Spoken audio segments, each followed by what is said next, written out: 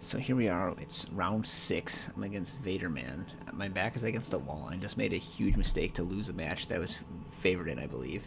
So I'm feeling not great at this point, but I just like took a minute to compose myself, and I ended up with a good matchup against FTP Sling, so like I just needed to win this one match.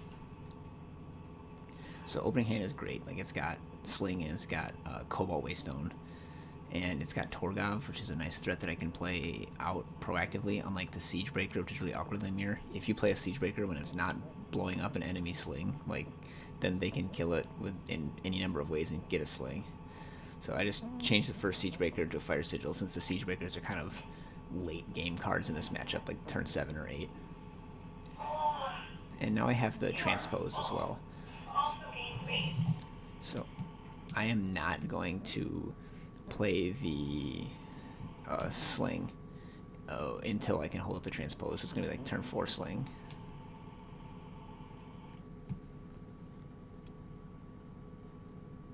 And they fired off Transpose right away, which made me think they're probably going to Rain of Frogs me, but like I have the Transpose if they do, so it's not a good play.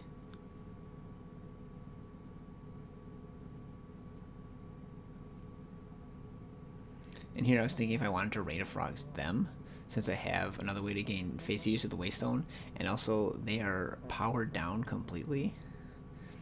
But in the end, I decided to just get the Furnace Mage so that I have maximum ways to take care of Sling.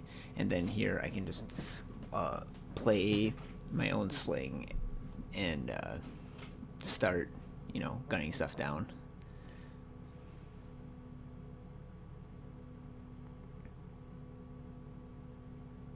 Now, I probably shouldn't have played that Transpose when I did, just because if I'm going to get Furnace Mage anyways.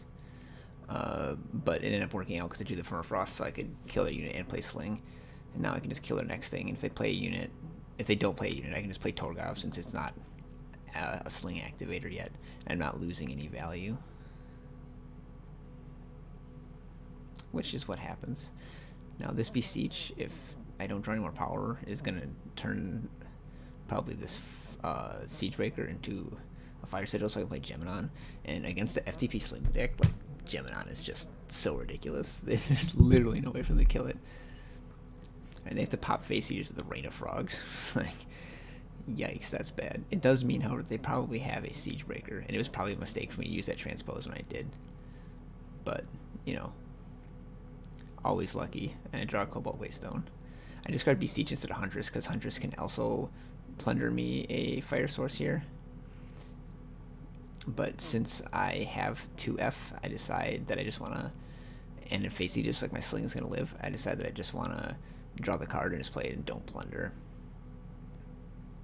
And like, there's a Siege Breaker that I expected, but just pops face Aegis. Now this is a brutal, like, kill their Breaker, kill their Sling. Like, even if they have another Sling and a 4-drop that activates it, they're still pretty far behind at this point, since I just got to pick up another Sling. Like I keep saying, Siege Breaker is just so awkward and such a late game only card. But yeah, here we just get to, well, so here we could double Sling, but we just get to Geminon and bash for a billion. I'm just so far ahead on board here that I can't possibly lose. Yeah, draw another card. Sling leads to very close games. If the card gets nerfed, it's not because it's OP, it's because it just makes games that are complete blowouts either way. You win or lose by miles. Like, if I get Desert Alchemisted here, I don't care at all. Like, I'm going to win. I have 3 Slings now.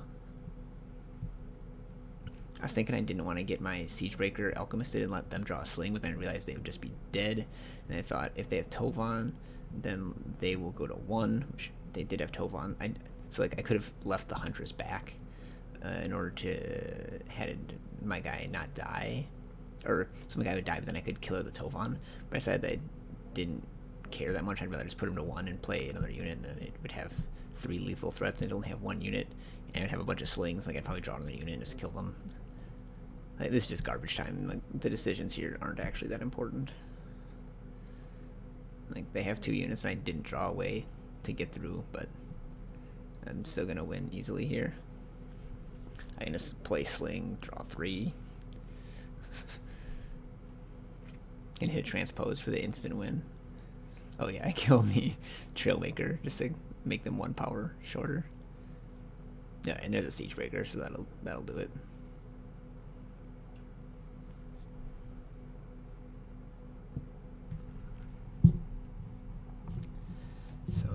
actually matter what they end up doing here. We can just skip ahead to the next game. I guess I won't skip ahead to the next game. Yeah, Siege Train. You got it. Kill my guy. Draw a card. Pop my Aegis. So strong.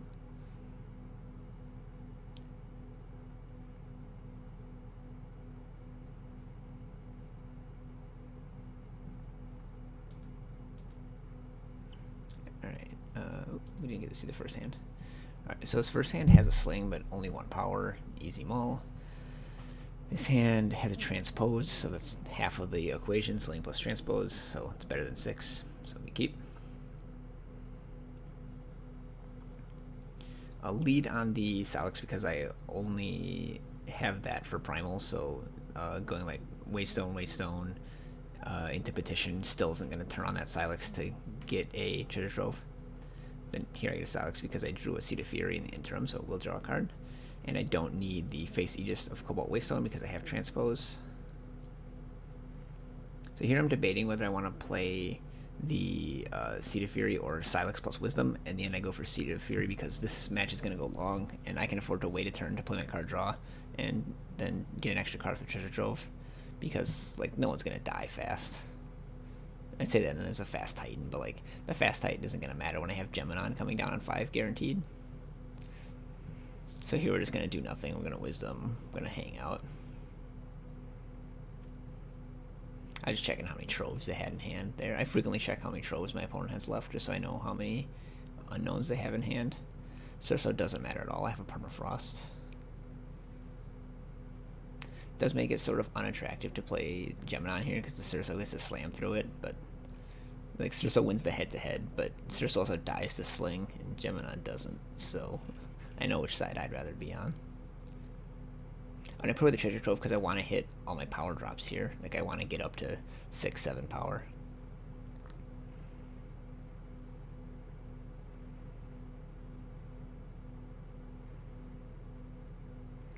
So here the question is whether I want to perma the Circe and then play Wisdom, or whether I want to play Geminon and take 6. In the end, I decided to play Geminon because it's a little more power efficient. Like, playing a 5-on-5 is a lot better than playing a 3 plus a 1 because, like, I can fit, like, 3 plus 1 plus 2 next turn or something. Like, play Wisdom plus Permafrost plus Huntress. So, and taking 6 down to 14 is, like, it's not that scary when I have a face Aegis and they have no slings. Like, I'm not going to get burned out in any reasonably short time frame here. So I can afford to sort of take it slow and get maximum value out of my cards and just make sure that I don't fall irreparably far behind. So here we take care of the Circe. I'm going to attempt to take care of the Titan. Notably, this does get beaten up by, well, it doesn't get beaten up. Like, the play gets broken up by Desert Alchemist, but I'm okay if this happens because I still have the Geminon back to block.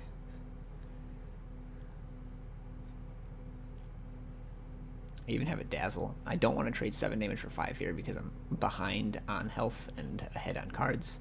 So the game going longer favors me, and I'm about to play this Wisdom and go up even more on cards. Turns out that playing twice as many Cylixes is not as good as playing a bunch of Waystones and Geminons and Wisdoms. Alright, and playing Siege Train is like so awkward into Geminons. Like, they're going to have to suicide into it, and then they're going to have Huntress to finish, or Huntress can just imbue the Siege Train, but like they need to have a Huntress basically, or this goes very poorly for them.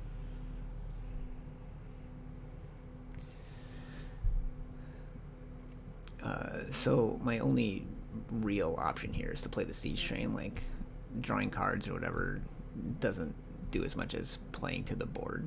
And then again, I don't want to attack with Geminon because I don't want to trade and I want to eat the Siege Train. And if they have a Huntress here, like, I get to beat it out with Dazzle. Just an unbelievable blowout. But it turns out they plan to just suicide and put the Ember Fury Blade on Titan, so it's big enough to block the Geminon, so that's fine. Here I'm debating whether I want to turn this Titan to Seed. And so the thing that could go poorly here is Tovan, as then they would still have a large unit and they would get to eat up the Siege Train, but I decided that since I have Dazzle, I'm going to do this anyways, and then if they play Tovan, I'll just Dazzle it and get a whole bunch of overwhelm damage on.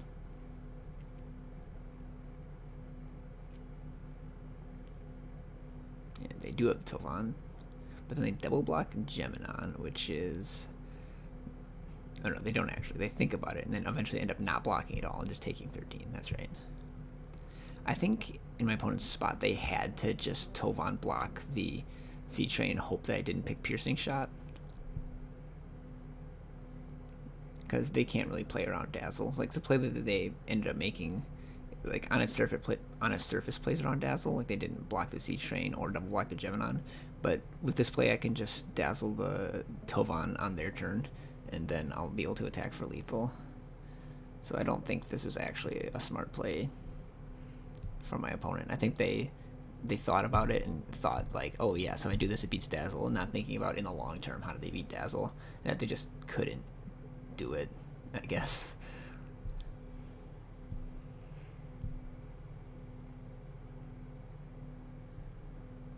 I'm certainly super happy here when they play Trove, because that means they can only play one relevant threat off of 6 power. Whereas with 8, they could have played like 2 beefy 4-drops, for instance. Another thing is Guardian of Spring is in my opponent's deck, and it's just so unbelievably bad, and it just lets me stun one of their units just for 2 power every turn. I'm very focused on hitting my power drops. So they end up attacking, which is a pretty dead giveaway that they have some more things. But I was playing to Dazzle this anyways, so I just Dazzle it here and save the 7 health. Yeah, and Siege Train is enough to survive, technically, if they chump block Geminon. So they are alive, but in a horrible position. However, here I get to Huntress, and if I put it on my Siege Train and kill their Siege Train and kill my Huntress so that my train can still attack. So I do that, and of course plunder this extra power. And then I almost hit the attack button here before playing my Trove, which is definitely a mistake. You want to make sure you get all the information you can. Like, I'm 100% playing this Trove, and then I draw Permafrost to just get lethal right here. Not that I would have lost if they had chumped the Geminon and go to 2 here, but it's nice to just lock it up. So with that, I was into the top 16.